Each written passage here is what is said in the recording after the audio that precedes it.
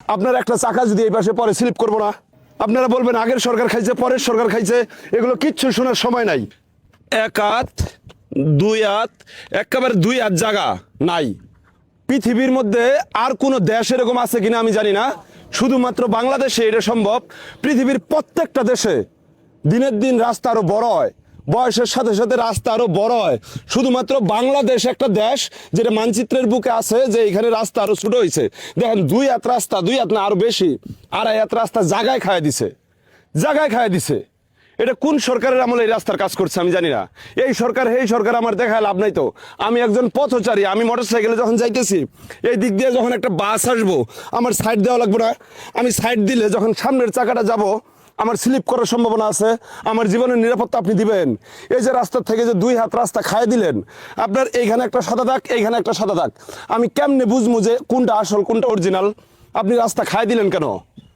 কোন আইনে আমার দুই পাশে দুই হাত চার হাত রাস্তা খায় দিলেন? আমার বুঝান কোন আইনে খায় দিলেন? এই রাস্তা নিশ্চয়ই জনগণের ভ্যাট ট্যাক্সের টাকায় হয়, আমার ঘাম ঝাড়ানোর টাকায় হয়। আপনি দুই হাত খায় দিলেন কেন?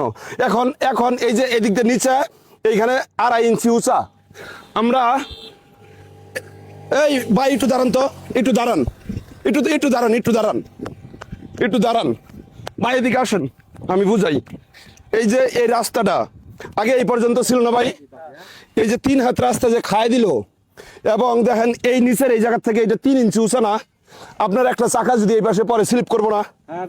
আমি তো একটা বাস কাটাইতে যে আমি মোটরসাইকেল নিয়ে এখনই মরে যাইতাম মিয়া।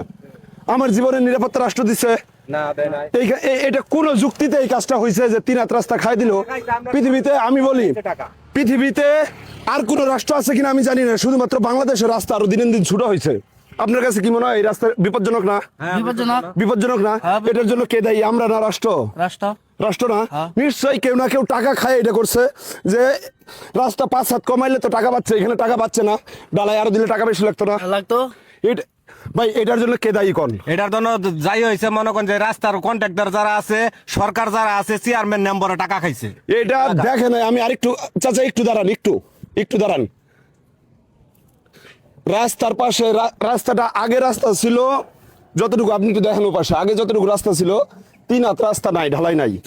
এখন যেটা হয়েছে এইখানে যদি আপনার একটা চাকা পরে, বুঝেন চাকা বললে স্লিপ করবো না?